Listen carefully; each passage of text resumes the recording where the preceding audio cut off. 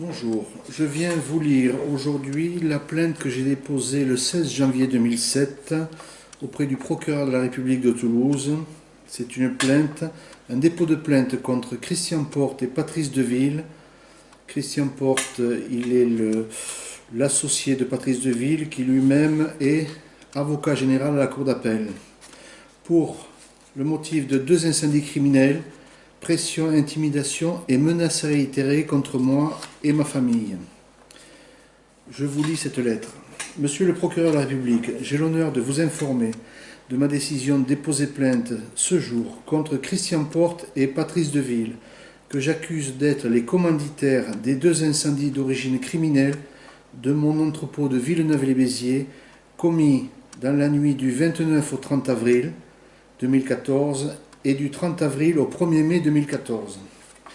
Après une première enquête bâclée par le parquet de Béziers, mes 2 incendies criminels n'ont toujours pas été instruits malgré ma plainte contre X du 19 mai 2015, adressée à la doyenne des juges qui n'était autre que Sylvie Jansou. Faut-il rappeler que Sylvie Jansou entretenait des relations amicales avec le couple de Ville. Depuis, elle n'est plus là, elle a été mutée elle aussi.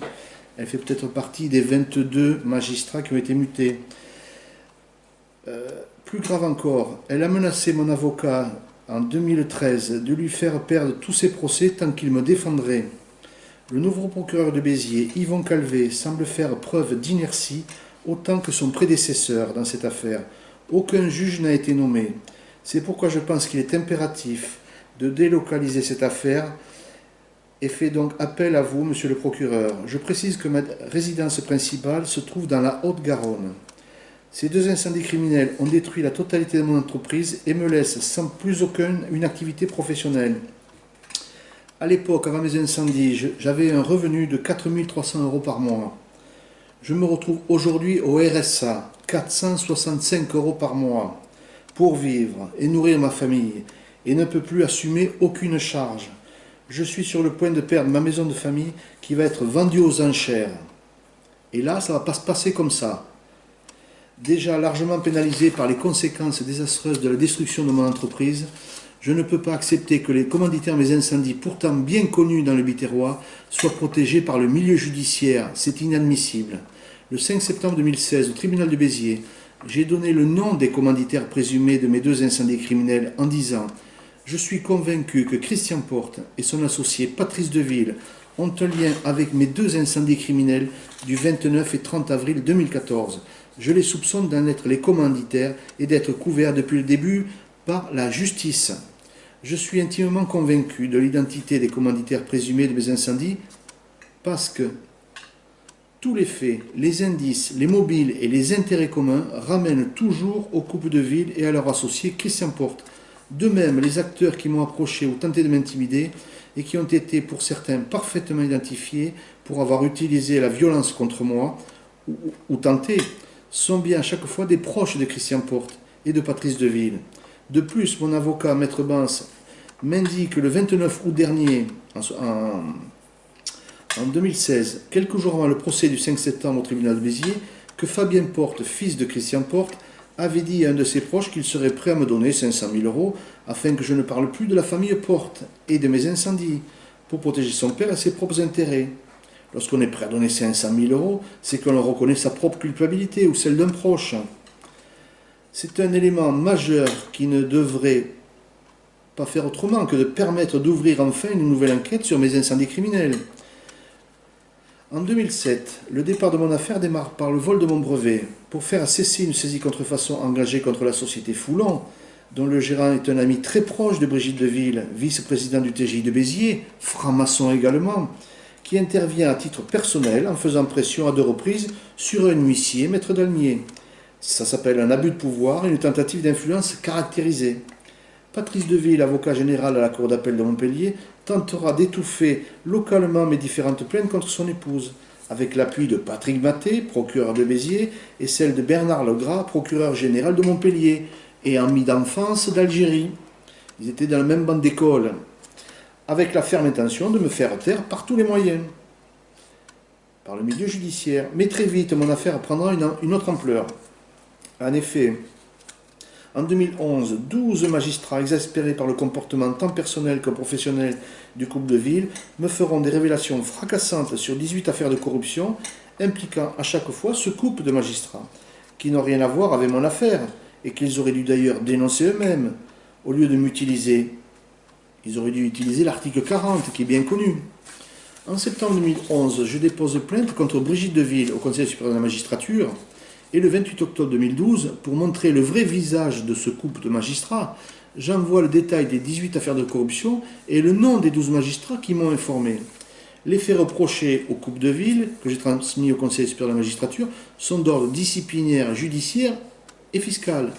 Les pressions et les menaces vont s'accélérer envers moi et ma famille. En effet, certains de mes informateurs convoqués au Conseil supérieur de la magistrature subiront des pressions par le couple de ville, dont Christophe Dalmier, huissier, Jacques Amiel, expert judiciaire, Henri Beck, magistrat, ainsi que mon avocat, maître Olivier Bance. Chronologie des faits de violence à mon encontre. En août 2012, cambriolage de ma maison à Aurillac, pour récupérer des documents compromettants d'après le gendarme Lemoine, brigade de recherche de Villefranche-Lauragais.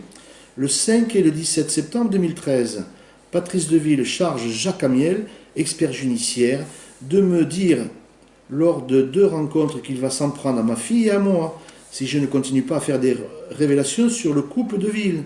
Il indiquera même l'adresse où habite ma fille.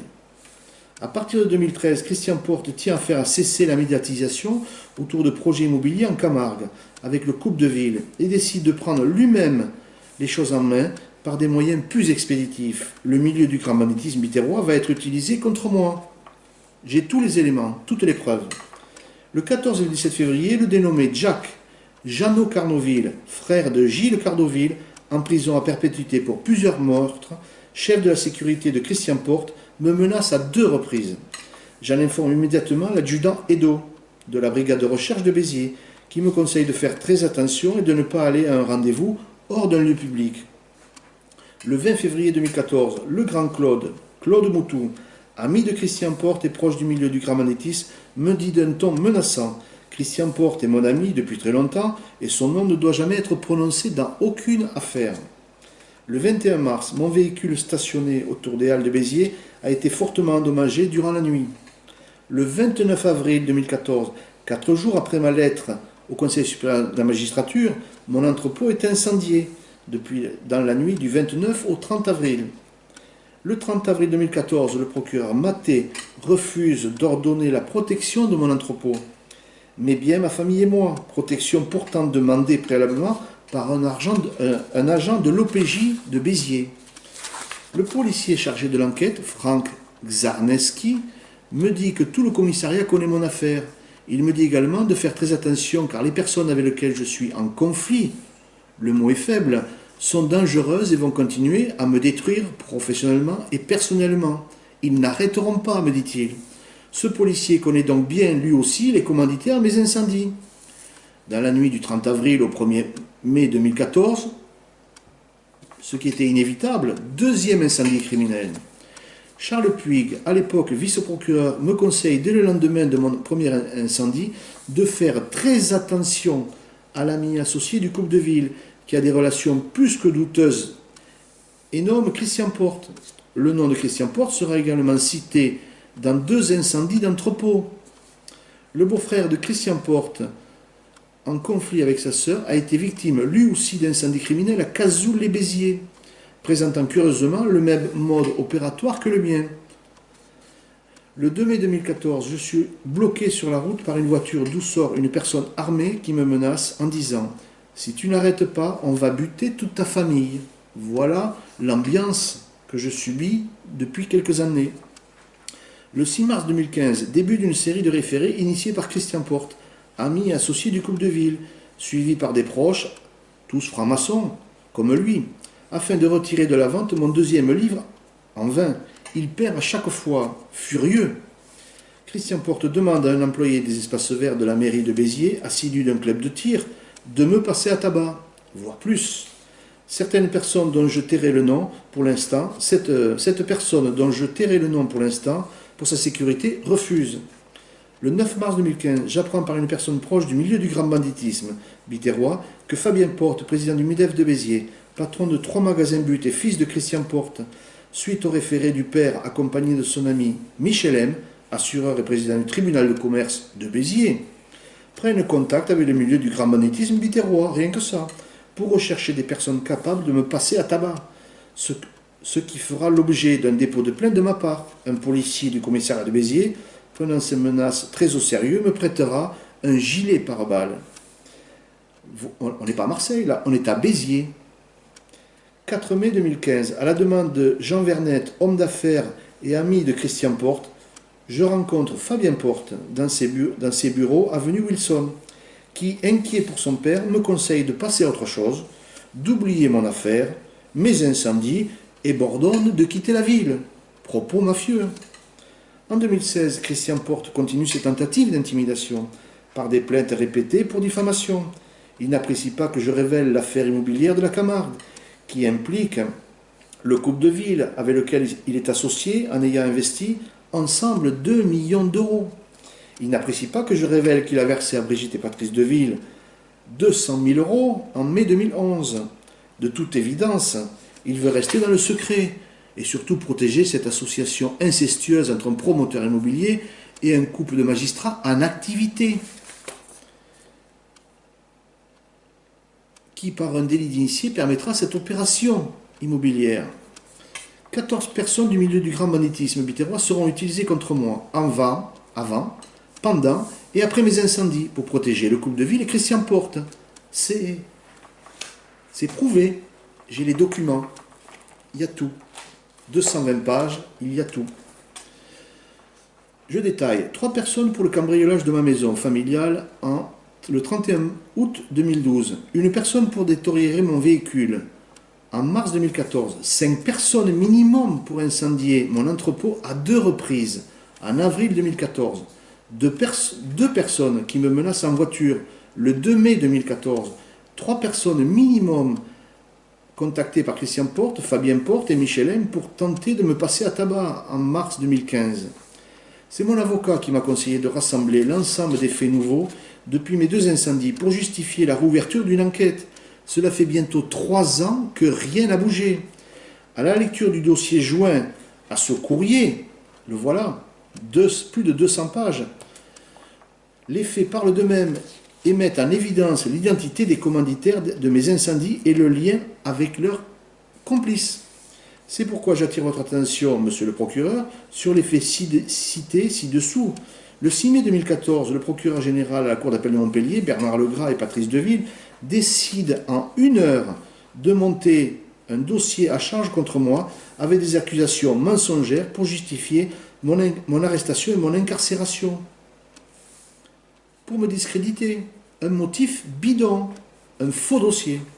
Entre le 8 et le 22 mai 2014, Bernard Legras et Patrice Deville, avec la complicité servile du journaliste Midi Libre, du journal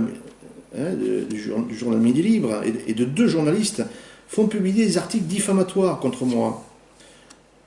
Je déposerai immédiatement plainte. Le 3 mai 2016, Patrice Deville, avocat général à la Cour d'appel de Montpellier, sera d'ailleurs condamné par le tribunal correctionnel de Marseille et reconnu coupable de délit de diffamation à mon encontre. Le 5 septembre 2016, au TJ de Béziers, je donne publiquement pour la première fois le nom des commanditaires présumés de mes incendies. Silence de la part du président du tribunal, M. Combe.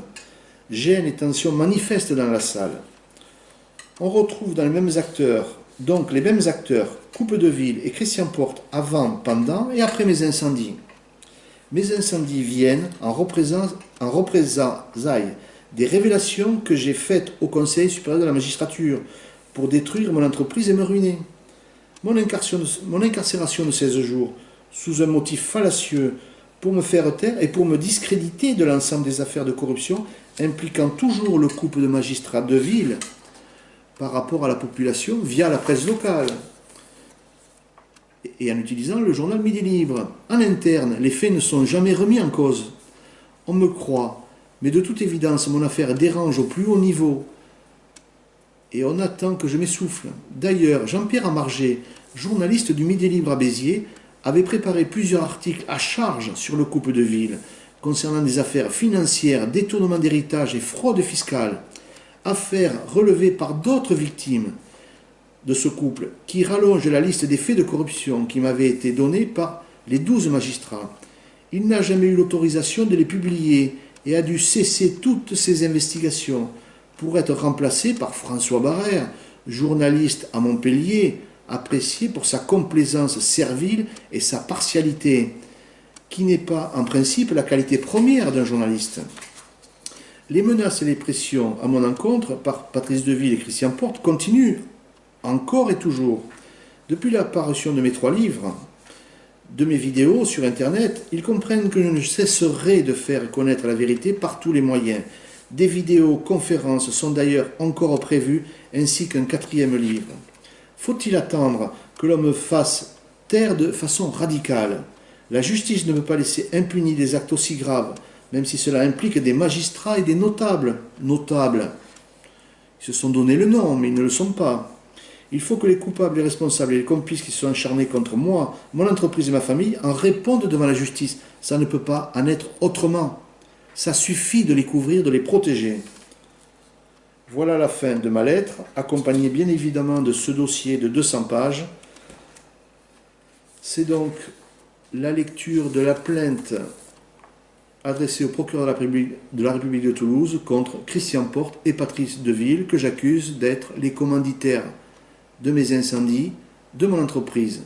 Cette lettre a été envoyée le 16 janvier 2017. Voilà, c'est terminé.